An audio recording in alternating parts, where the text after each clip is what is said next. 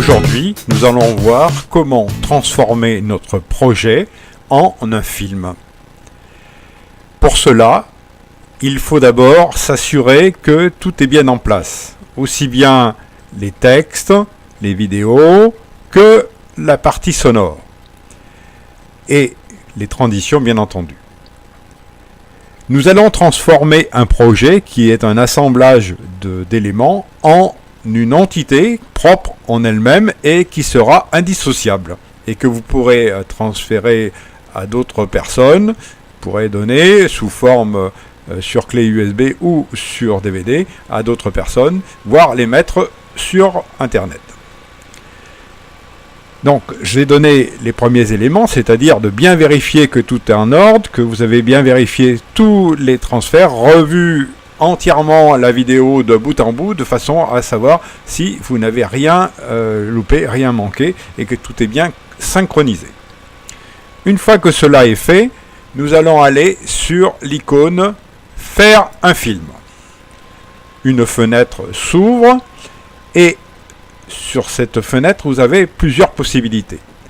Le télécharger sur YouTube, le partager en ligne, le graver sur un DVD ou sur Blu-ray, l'enregistrer sur une caméra ou un périphérique portable, ou l'enregistrer sur mon disque dur. Je vais vous montrer avec cette dernière solution. Je clique donc sur une fenêtre nouvelle s'offre à nous, avec un certain nombre de rubriques.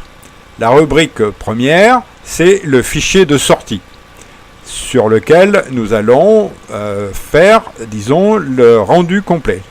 Donc, vous avez le nom qui s'affiche dans une fenêtre qui est ici, et nous pouvons changer la destination de ce fichier en cliquant sur cette icône qui va nous permettre de choisir l'endroit où nous allons poser le document. Ne pas oublier de se souvenir exactement où vous souhaitez le mettre, bien entendu. Ensuite, l'espace disponible qui vous est donné de façon à ce que vous soyez assuré qu'il vous reste assez de place pour pouvoir poser le document. Maintenant, partie importante de ce que nous allons faire. Ici, vous avez à voir le format de sortie. Alors, il faut bien sûr mettre un format de sortie qui soit en vidéo, c'est-à-dire de le mettre en AVI ou en MP4 ou en MP2, MPEG 2, mais pas bien sûr en Wave ni autre. Donc, ce qui veut bien dire que je vais cocher, moi, la partie qui est ici, le deuxième icône, faire correspondre aux paramètres du projet. De façon à éliminer, si je ne fais pas ça, je vais avoir toute autre possibilité. Vous voyez, il y a moult possibilités et qui ne correspondent pas forcément à ce que je souhaite.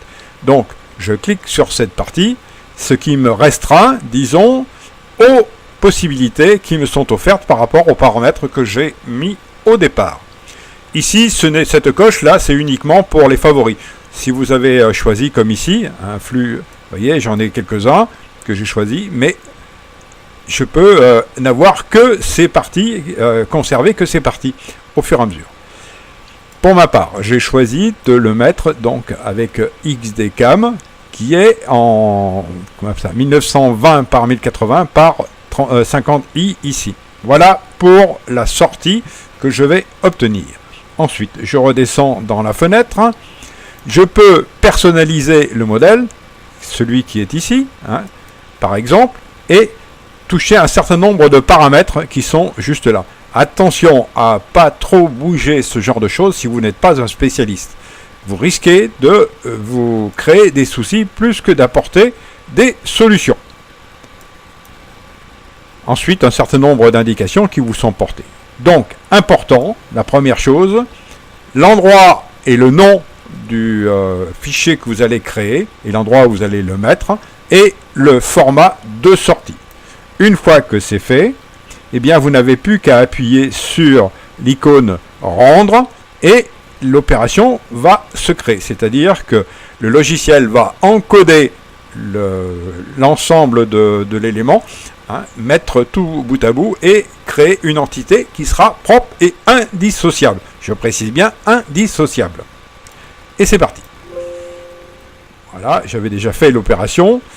Alors, c'est parti pour un certain nombre de temps, d'accord, qui avoisine les, pour 6 minutes, là, ça a mis environ 35 minutes, environ 35-40 minutes de réalisation.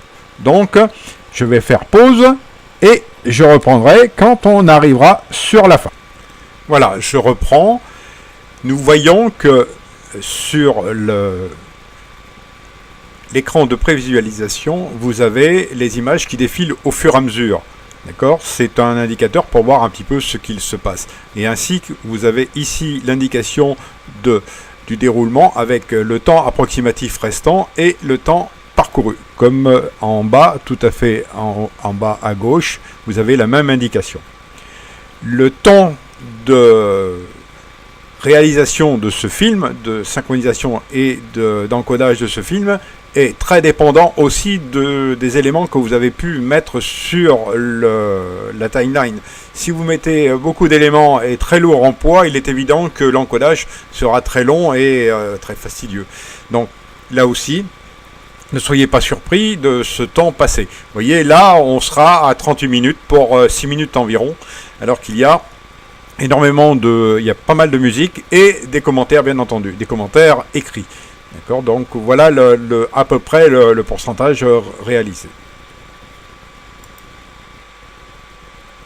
Voilà, on va laisser terminer notre affaire. Vous voyez qu'au fur et à mesure, c'est pratiquement image par image que l'on voit sur la fenêtre de prévisualisation. Vous pouvez voir aussi sur la petite fenêtre qui est en fonctionnement que vous pouvez fermer cette boîte de dialogue une fois que le rendu est terminé. C'est une possibilité qui est offerte et le document sera on appelle ça, mis à l'emplacement prévu, mais la fenêtre se fermera. Voilà, ça va s'arrêter d'ici quelques secondes et nous allons pouvoir vérifier et contrôler le résultat. Voilà, vous voyez, 39 minutes, presque 40 minutes pour 6 minutes de film environ. Ah, une fois que c'est terminé, vous avez cette fenêtre qui s'est activée avec la possibilité d'ouvrir le document, de le lire, d'ouvrir le dossier ou de fermer. Donc, eh bien, pour vérifier si tout va bien, je vais ouvrir le document et contrôler ce qui se passe. Il s'ouvre avec votre lecteur habituel. Et voyez le document tel que vous l'avez. Et c'est une entité propre. Voilà. Je peux aller un petit peu plus loin pour voir si tout va bien. Je fais défiler au fur et à mesure. Et je ferme. Voilà. Je vais aller sur l'endroit où se situe ce document.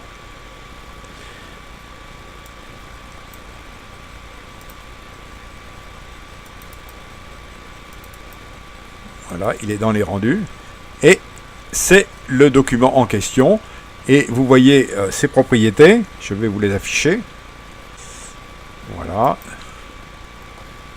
Et pour un document pareil, ça fait 1 giga 22 octets. D'accord ? Donc, soyez pas surpris, pour 6 minutes, la valeur que cela peut représenter.